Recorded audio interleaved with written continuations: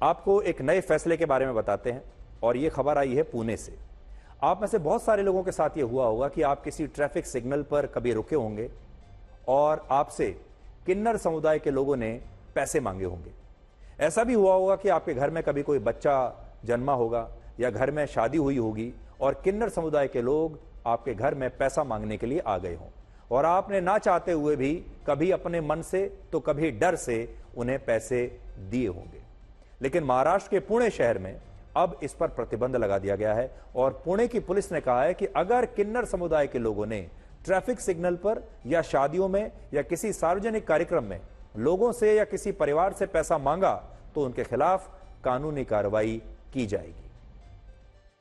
Law ये कहता है कि अगर कोई वॉलंटरली किसी को बुला रहा है और वॉलंटरली कुछ पैसा दे रहा है, दैट्स ओके, बट आप किसी से जबरदस्ती किसी के घर पे अनइनवाइटेड जाकर या सिग्नल्स पे खड़े होके न्यूसेंस क्रिएट करना इज नॉट करेक्ट। हमने एक 144 सीआरपीसी की नोटिफिकेशन निकाली है बैनिंग एनी सच मूवमेंट और कांग्रेगेशंस, और अगर इस प्रकार की चीज पाई जाती है तो बहुत ही सख्त कार्रवाई की जाएगी।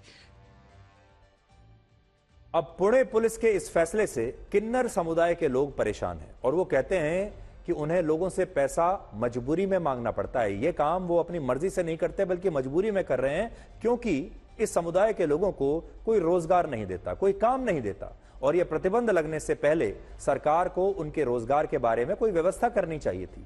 पुणे में आज तक के संवाददाता ओंकार वाबले ने किन्नर समुदाय के कुछ लोगों से और आम लोगों से भी इसके बारे में बात की।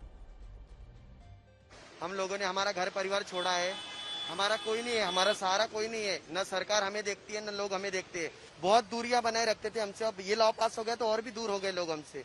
हमारी यही इच्छा है कि सरकार ने हमको नौकरी देना चाहिए, हम ये सब काम धंधा छोड़ देंगे। हम और कुछ नहीं करते हैं सर, मेरी और आदत नहीं है ऐसे मांगना, जबरदस्ती नहीं मांगते, ना पैसा छीनते हैं किसी से, कौन देते हैं वही भला मेरे लिए। सब हमारा सिग्नल सब रोजी रोटी सब बंद हो गया तो हमने खाना क्या पीना क्या, ये सरकार ने भी देखना चाहिए ना। अभी सरकार अगर हमारे ऊपर कार्रवाई करेंगी तो हमको वो भी मंजूर है।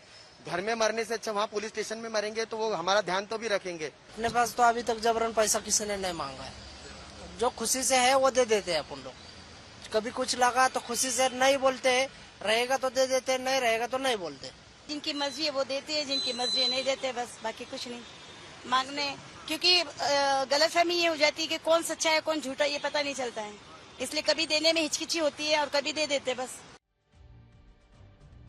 ये असल में भारत के हर शहर में ट्रैफिक सिग्नल पर सबकी यही कहानी है, सबको यही परेशानी रहती है।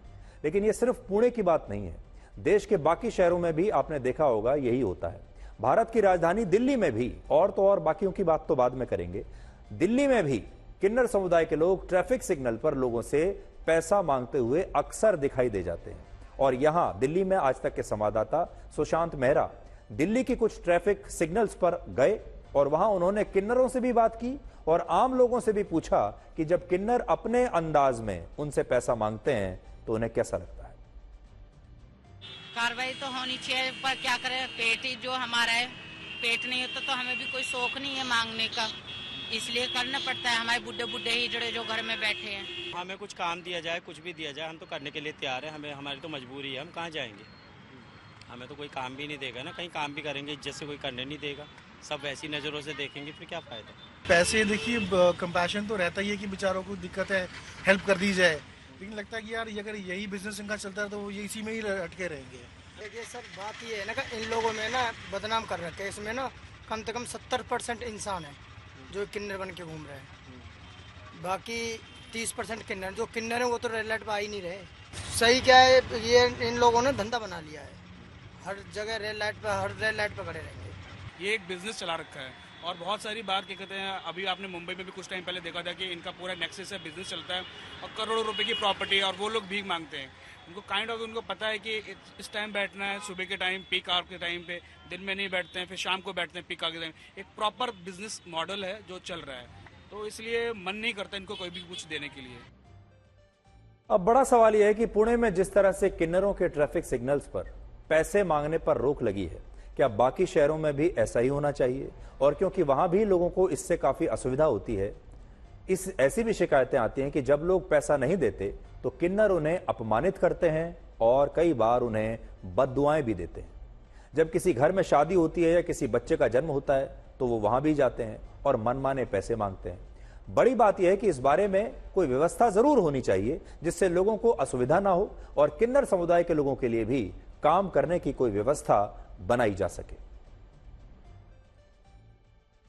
भारत में किन्नर या ट्रांसजेंडर समुदाय के लोगों की संख्या इस समय लगभग 4,90,000 है, लेकिन यह संख्या ज्यादा भी हो सकती है क्योंकि ये उन्हीं लोगों की संख्या है जिन्होंने ये स्वीकार किया है कि वो ट्रांसजेंडर हैं। बड़ी बात यह है कि किन्नर समुदाय में सिर्फ 46% लोग पढ़े लिखे हैं, जबकि भारत में साक्षरता की दर 74% है। किन्नर समुदाय में सिर्फ 38% लोग ऐसे हैं जिनके पास रोजगार है और इन 38% में भी 65% ही ऐसे हैं जिनके पास स्थायी रोजगार है। किन्नरों की बेरोजगारी के पीछे जो सबसे बड़ा कारण है वो है सामाजिक कारण, सामाजिक समस्या है ये। हमारे समाज में आज भी किन्नरों को काम पर रखने में लोग बहुत हिचकिचाते हैं और उन्हें रोजगार नहीं मिलता। किन्नरों के अलावा लोग ट्रैफिक सिग्नल पर मौजूद भिखारियों से भी बड़े परेशान हैं। आज हमने जितने लोगों से बात की तो कई लोगों ने हमें यह कहा कि किन्नर तो ठीक है, लेकिन जो भिखारी आते हैं उनके बारे में आप क्या करेंगे। अब देखिए, इन भिखारियों में भी 3 तरह के लोग हैं।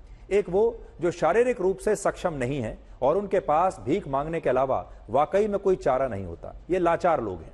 दूसरे वो जो भिखारियों के संगठित गिरोह का हिस्सा होते हैं, यानी ये पूरे गैंग हैं, ये भिखारियों के गैंग है और इनमें जो भिखारी भीख मांगते हैं ये संगठित तरीके से मांगते हैं और इनके पास बड़े पैसे हैं।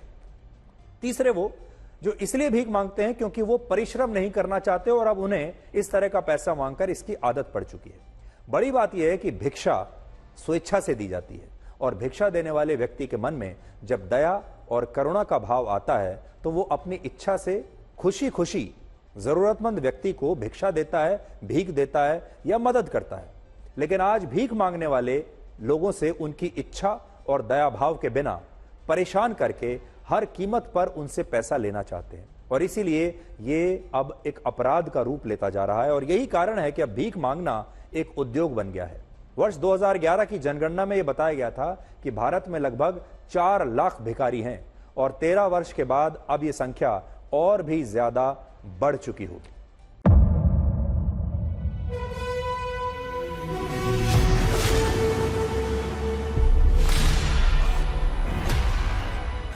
मुद्दों का मैदान, तर्कों पर घमासान, चाहते हैं इस देश को, किससे किसकी ठनी, किसने दी किसे पटखनी, क्या सच है जिसको छिपाने की कोशिश। खबरों की दुनिया का सबसे बड़ा अखाड़ा दंगल देखे मेरे यानी चित्रा त्रिपाठी के साथ रोज शाम 5 बजे सिर्फ आज तक पर। ना पक्ष ना विपक्ष, ना लेफ्ट ना राइट, ना मिर्च ना मसाला, खबरों का बोलबाला, निडर निर्भीक सबसे सटीक स्पेशल रिपोर्ट सिर्फ आज तक पर। एयर रेड के ये सायरन समय समय पर आपको सुनाई देते। शौर्य की, भारत और चीन के बीच साहस की, सभी बाढ़ग्रस्त इलाकों का हवाई सर्वेक्षण किया है। सरोकार की, गाजीपुर में किसान से बातचीत करें। संघर्ष की, कश्मीर को आगे बढ़ना होगा। संयम की, भावनाएं भड़की या दंगे भड़काए गए, सवालों की, जनता के लिए, जनता के द्वारा, जनता की दस्तक। श्वेता सिंह के साथ सिर्फ आज तक पर।